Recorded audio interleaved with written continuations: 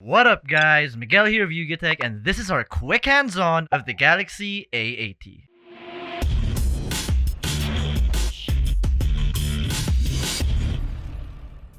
The Galaxy A80 is definitely a looker, with virtually no bezels and a pop-up camera that rotates around, acting as your main and front-facing camera. For the build, we get a 3D glass back housed in a metal frame. The A80 is also a bit thicker than the usual smartphone, measuring 9.3mm in width due to that motorized slide-out camera.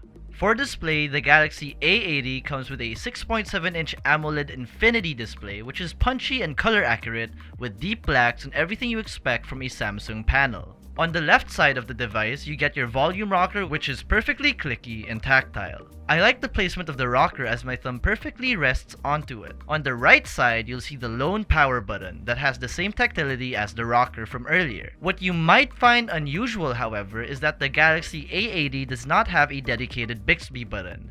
I, for one, am not complaining. At the bottom, you can find a dual SIM card tray, USB Type-C port, microphone, and loudspeaker. What you may or may not have noticed is a missing micro SD card slot. I, for one, do not mind because the Galaxy A80 comes with 128GB of internal storage. The A80 is rocking a Qualcomm SM7150 octa-core CPU with 8GB of RAM and Android 9 Pie out of the box. Powering the device is a 3700mAh battery with 25W super fast charging, which is always nice. So going back to that pop-out flippy camera, it kinda reminds me of the Oppo N1, except this time it's got some pop-out functionality to keep this device looking bezel-less.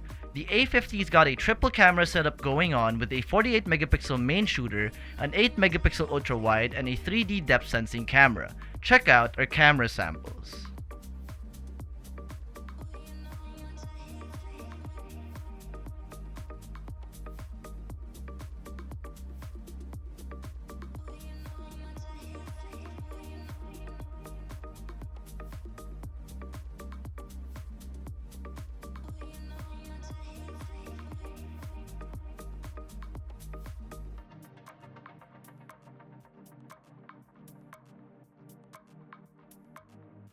Alright, so that's it for this quick hands-on. Let us know what you think of the A80 in the comment section below.